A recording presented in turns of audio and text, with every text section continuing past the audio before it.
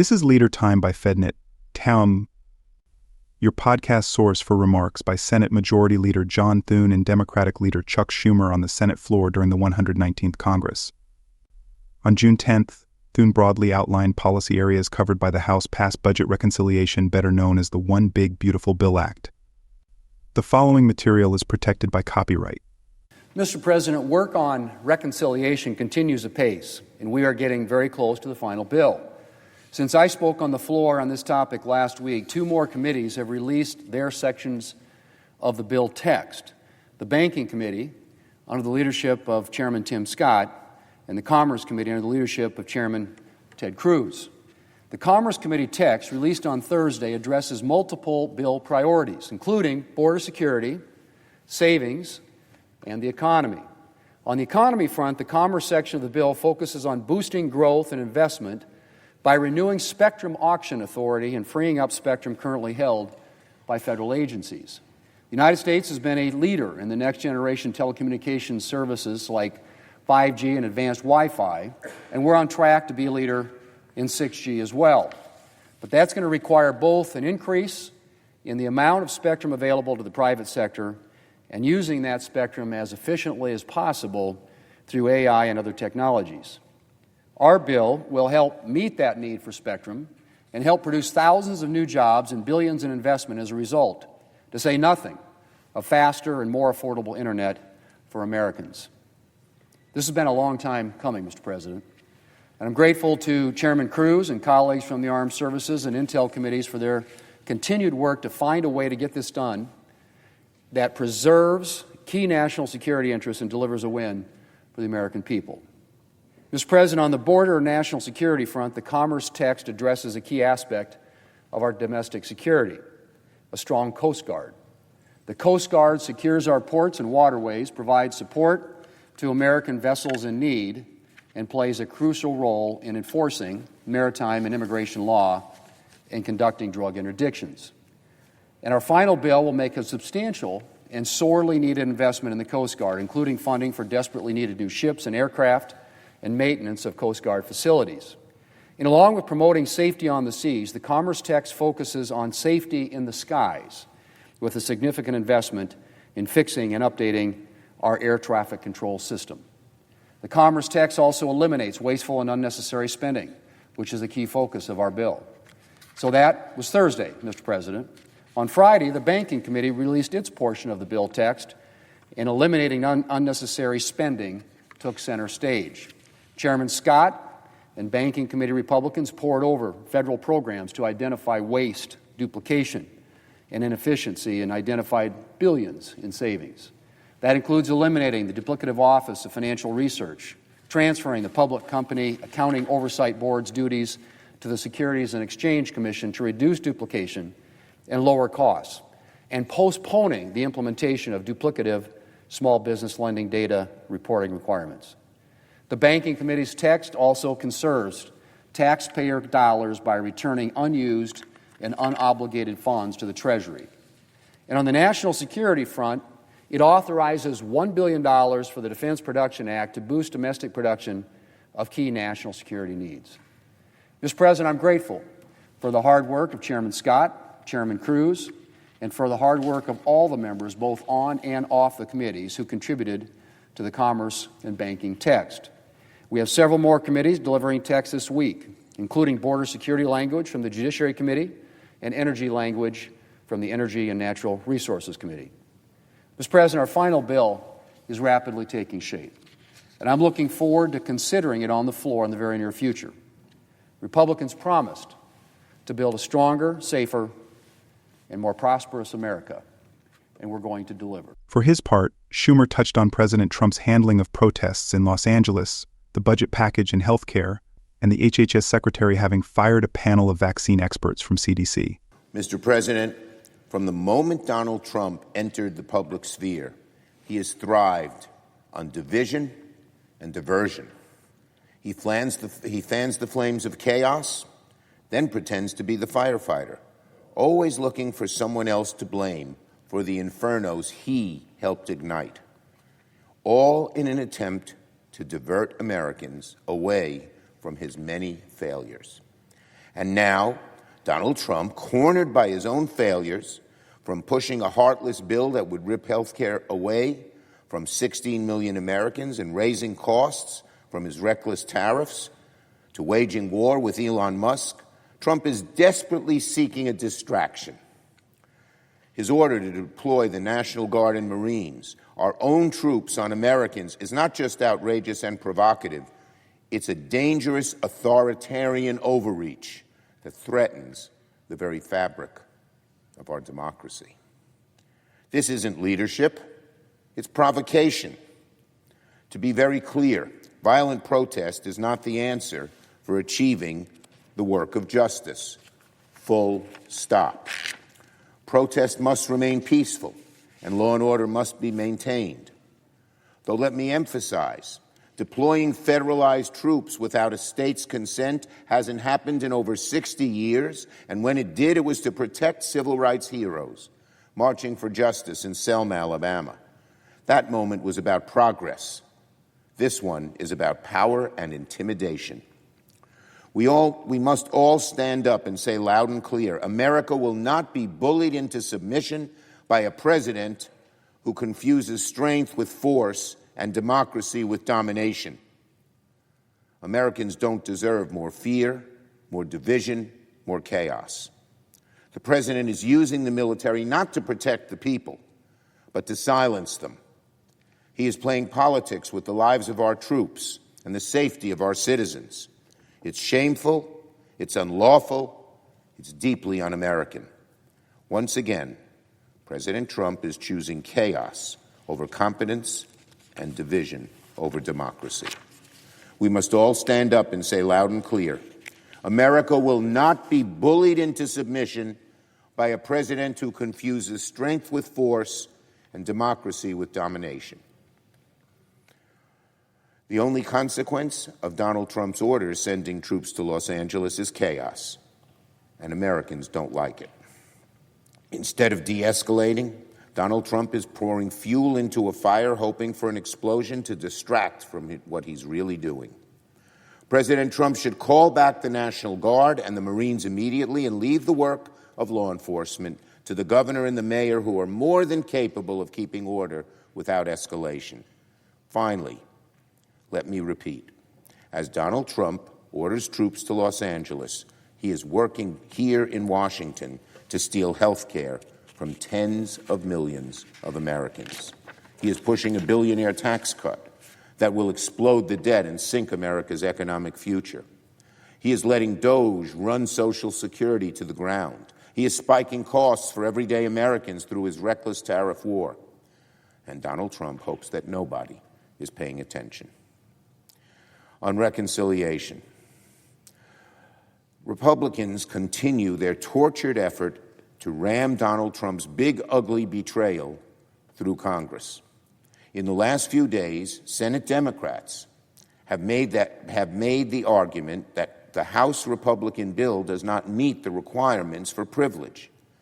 And now Republicans have conceded that that is true. So the bill will have to be changed by House Republicans so it can meet privilege requirements. This presents those Republicans who say they don't like parts of the bill with an unexpected opportunity. Now they have a chance to stand up and vote for their constituents. Speaker Johnson will try to rush a package of technical changes through the House to fix their mistakes. Every House Republican, though, now has a chance to reassert their leverage and force the bill back to the drawing board until they secure the changes they want. They say they don't like parts of the bill. Now's their opportunity to change it. No more ducking. They have their vote, and House Republicans who claim loudly that they don't like parts of the bill should use it to protect their constituents from the awful results of this horrible betrayal bill. Now let's talk about the costs of the so-called big, beautiful bill and why every American is going to pay a lot more. Trump ran saying he was going to fight inflation. He's passing a bill that's going to increase American costs. Last week, Senate Democrats zeroed in on the way Donald Trump's big, ugly bill will rip away health care from tens of millions of Americans. at least 16 million Americans in total, no health care. This week, Senate Democrats will focus on how Donald Trump's bill will kill millions of jobs and send costs spiking for tens of millions of families. If Donald Trump's big, beautiful bill passes, Americans will pay thousands more out of pocket for everything from health care to energy to even their mortgage. It's not just cutting Medicaid. Republicans are taking a meat cleaver at the ACA, too. Under this bill, the average health care cost for people on the ACA will go up $700 a year for over 20 million Americans. For New York families, it's much worse. New York couples covered through ACA will pay $2,700 more a year. That's about $230 a month. $2,700 extra for New Yorkers, just to make life better for the billionaire class. And it's not just Americans who have ACA.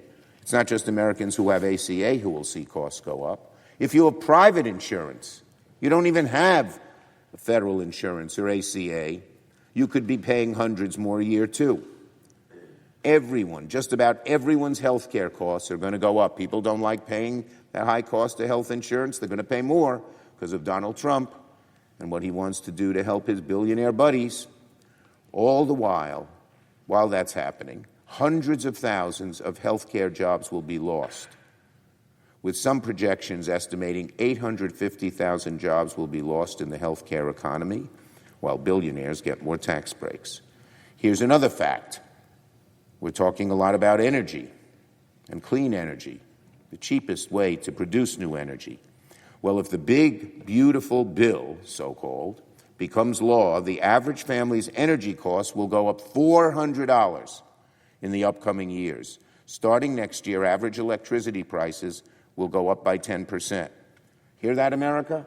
You don't like it when your utility bill goes up? Well, Donald Trump and his right-wing ideologues are making it go up further, because Donald Trump and the oil magnates he hangs around harbor a deranged hatred of clean energy, and they want to raise taxes on clean energy. Clean energy is the cheapest way to produce new energy, solar, cheaper than any other way, and they're cutting it off. That's going to raise your price, your cost of your energy bill, ladies and gentlemen, all Americans.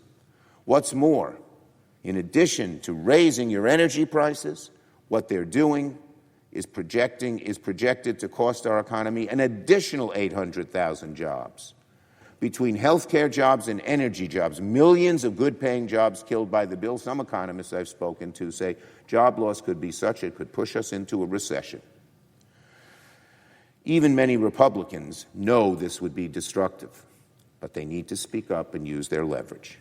Republicans who claim to fight for jobs and families back home should oppose any proposal that makes energy costs go up.